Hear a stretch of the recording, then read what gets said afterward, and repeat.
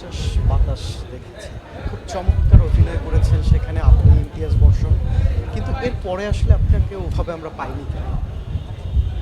৪৯ বাতাস একটা fantastic work আমার জীবনে আমি এদিকে আমি আম- একটু আমার এদিকে মনে হয় আম, আমার সবসময় আমি ধারণ করবো লালন করবো এরকম একটা কাজ। আমি যখনই যে কাজ করেছি সমস্ত কৃতিত্ব দিয়েছি আমার ডিরেক্টরদেরকে। ওইটা উজ্জ্বল ভাইয়ের কৃতিত্ব, এত সুন্দর একটা কাজ উনি করিয়েছেন। এতদিন পর আমি কাজে ব্যাক করেছি, আশা রাখি যে শিহাব ভাইয়ের কাজ যেরকম সুন্দর হয় আমার চরিত্রটা ওরকম সুন্দরভাবে উনি ফুটিয়ে তুলবেন। এতদিন বিরতি ছিল, অভিনয় যখন করেছি সেটাও মনোযোগ দিয়ে করেছি, পরিবার জীবনটা যখন শুরু করেছি সেটাও মনোযোগ দিয়ে করার চেষ্টা করেছি। সেক্ষেত্রে একটু মাঝে বলতে হ্যাঁ, সেক্ষেত্রে নির্মাতা মাসুদ হাসান উজ্জ্বল অনেক গুণী একজন নির্মাতা। অবশ্যই। তার সাথে জার্নিটা কেমন ছিল এবং এই যে একটু পিছিয়ে পড়া বলবো না, কাজের যে বিরতি, এটার ক্ষেত্রে কি চরিত্রটা ম্যাটার করে কিনা আপনার ক্ষেত্রে, না হচ্ছে বেছে বেছে কাজ করা, আসলে একটু বলবেন পুরো বিষয়টা। আমি উজ্জ্বল ভাইকে আমার ফ্যান্টাস্টিক ডিরেক্টর মনে হয়। ওনার ম্যাজিকের সাথে আমি অন্য কোনো ডিরেক্টরের তুলনা করতে চাই না। আমার তার সাথে কাজের অভিজ্ঞতাটা চমৎকার। আম, আসলে ৪৯ বাতাস করার পর আমার যেটা মনে হয়েছে যে আমি কাজের ব্যাপারে অনেক সতর্ক হব, স্পেশালি এবার সিলেকশন। ডিরেক্টর যদি ভালো হয়, যেমন শিহাব শাইন, উনি যখন আমাকে কল করে বললেন একটা কাজ দিয়ে তুমি কাম ব্যাক করতে পারো, আমি না ওনাকে চরিত্র জিজ্ঞেসও করিনি। আমার মনে হচ্ছে উনি বলেছেন তো আমি কাজটা করব।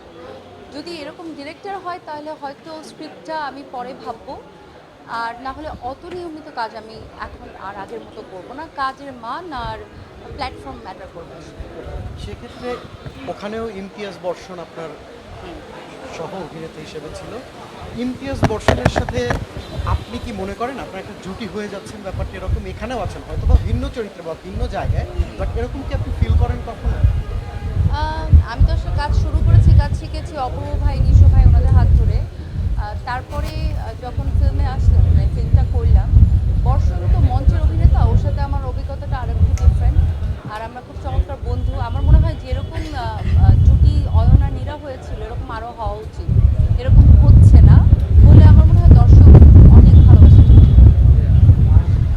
সেক্ষেত্রে আমরা সিনেমাটায় দেখেছিলাম যে নীরা হচ্ছে একটু অনেক কিছু গবেষণা টবেষণা করতে হয়, খুব একটা চমৎকার গল্প। হ্যাঁ, আসলে ওই চরিত্রটা আপনার কি মনে হয় যে নীরা চরিত্রটাই আসলে শার্লিন ফারজানার একদম শেষ জীবন পর্যন্ত সবচেয়ে মাইলস্টোন ক্যারেক্টার হিসেবে থাকবে?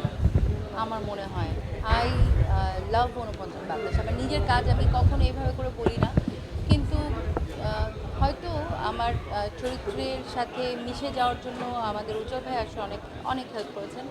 শুরুতে আমরা রিহার্সেল যখন করতাম সেখান থেকে একেবারে সিনেমা শেষ অবধি আমার ওই অভিজ্ঞতা, আর এই ফিল্মটা যখন ভিজুয়ালি আমি দেখেছি, এরকম আর একটা পরবর্তীতে করতে পারবো কি না জানি না, করতে পারলে ভালো লাগবে আসলে।